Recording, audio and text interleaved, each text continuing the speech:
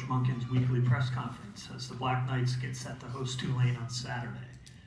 Coach will begin with an opening statement and take questions here at NOAC Auditorium and via teleconference. At this time, I'd like to introduce the head coach of the Black Knights, Jeff Monken. Good afternoon. Tough loss this Saturday, and certainly that's those academy games.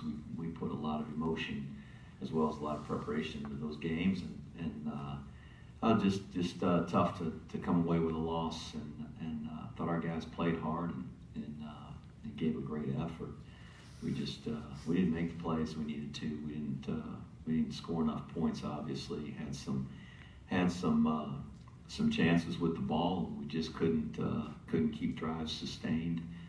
Defensively, I thought we really did a nice job, particularly at the beginning of the game. We gave up a couple big plays, and those hurt us. They hit a long pass a couple of times, and we gave them a short field once. Bad field position. We couldn't move the ball and had to punt, and gave them a short field, and they hit a couple of longer runs, over 15 yards and back to back, and that set up a score for them. So,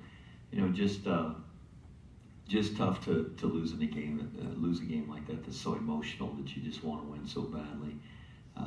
But our guys gave a great effort, and I think there were some things in that game that didn't go our way.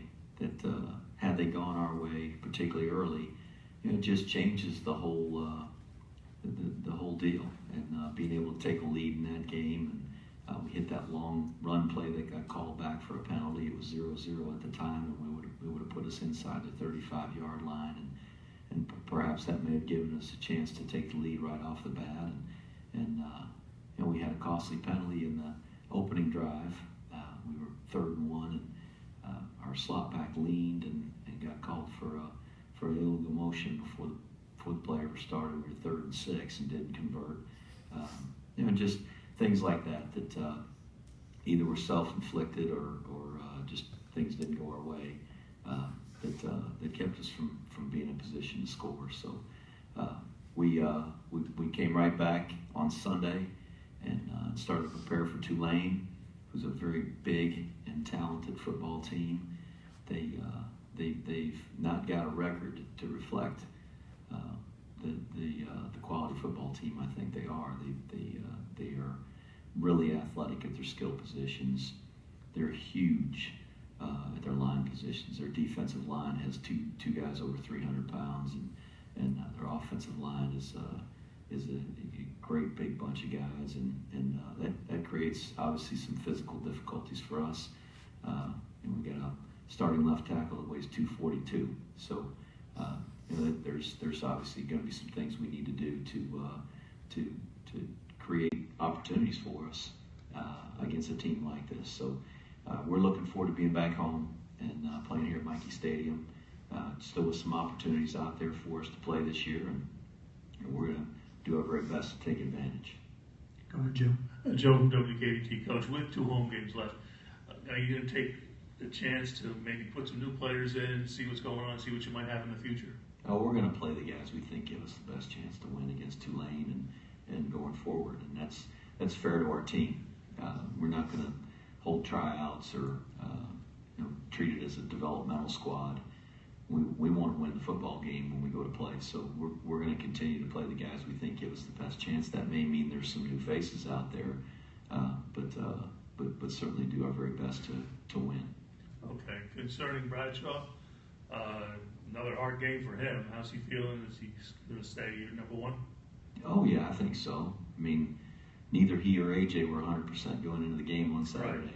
So I wouldn't say either one of them are 100% right now either, but there's a whole list of guys that went into that game and I thought battled their hearts out that weren't necessarily completely healthy, but that's the case with a lot of football teams. Right? We're just one of many teams that are battling that at this point in the season.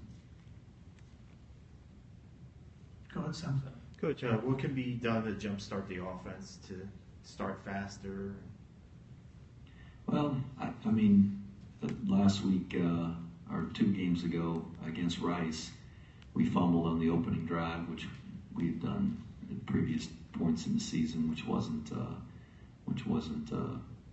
obviously very desirable to start out 14-0 with 2 minutes and 13 seconds or whatever the heck it was off the clock. But we got going. We scored some points, and just matter of fact, this past week it was pretty much just a blow for blow slugfest. I thought our defense matched up very well with them offensively, and I thought our guys did a good job defending them. We gave up the 59-yard pass to the slot.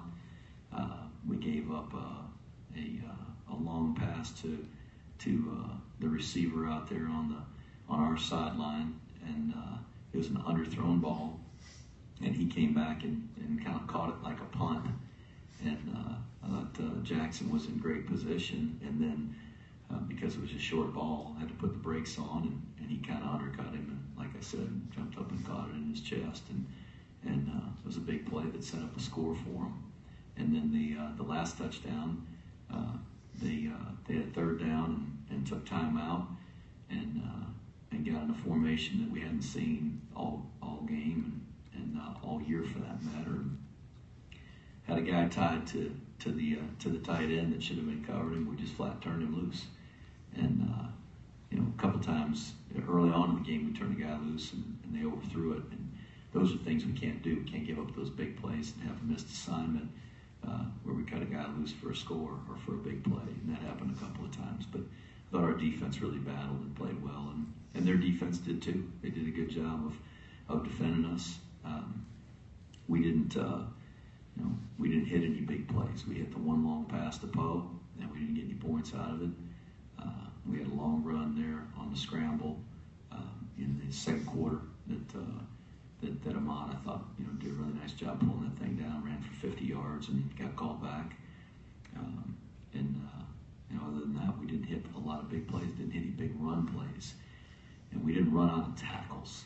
And opening drive, we hit 5 yards, 6 yards, and just couldn't hit it for 15 or 16.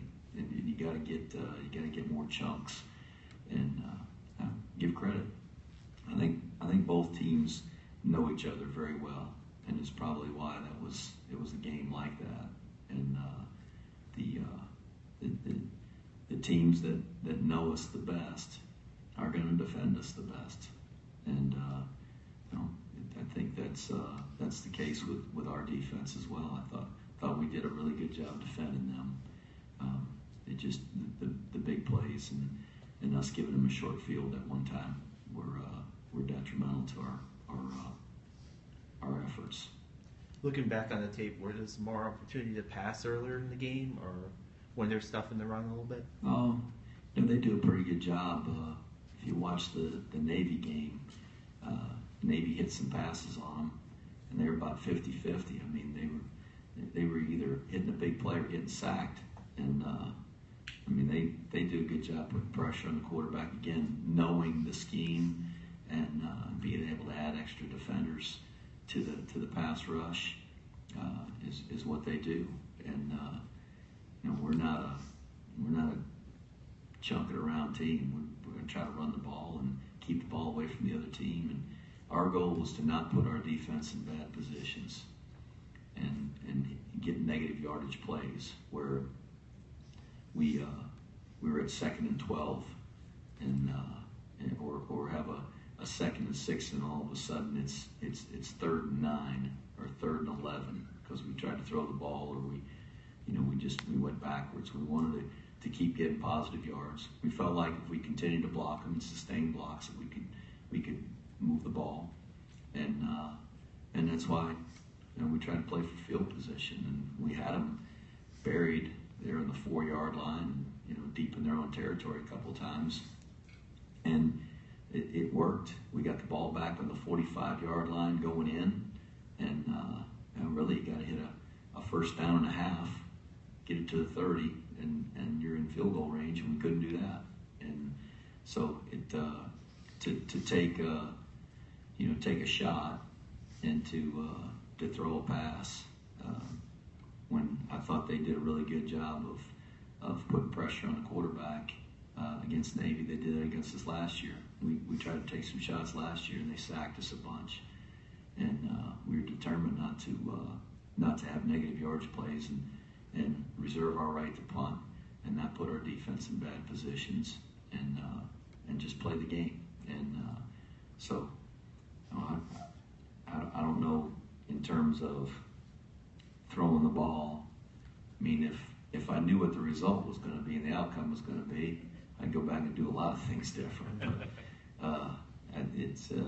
we were trying to do what we thought was best to help our football team win, and we didn't care if it was by 2 or 22. We wanted to try to find a way to win. Go ahead, Ron. Coach, no single running back this year has really distinguished themselves as the man. Were you anticipating that, or that's the way it's happened? I thought one of them might separate himself from the pack, but you're correct that none of them have really completely separated themselves. All of them do some good things, and I think they all have qualities that they are maybe better than the other guys in the group at doing. Hopefully one of those young guys, Harris, Woolfolk, Chef, as he grows and develops, one of those guys might be the guy that can do everything and be an every down all the time guy. But right now, some of them are better blockers, some of them are better with the under center stuff, some are better in the guns, some are better receivers, some are better inside runners, some better outside runners, all the B-backs I'm talking about. So I think just finding a way to play them in the right situations and not completely tip our hand on who's who.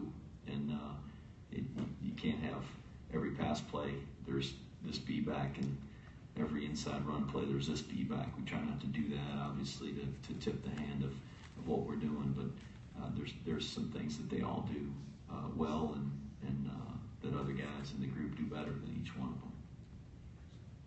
All right, we'll now take questions. Joining us via teleconference, please state your name and organization and ask your question of Coach.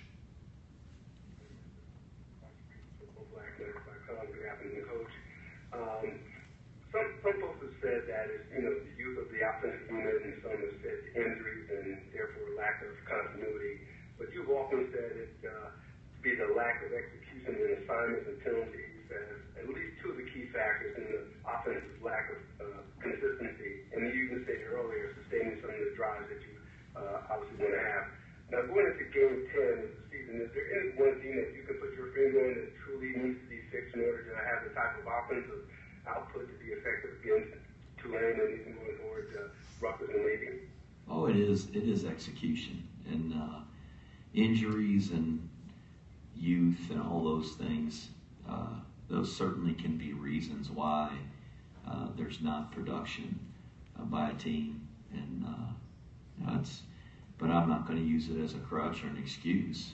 It's the guys that we have are the ones we have, and we've got to do a really good job of coaching those guys, getting them prepared to play each Saturday, including this Saturday, and there's some challenges, but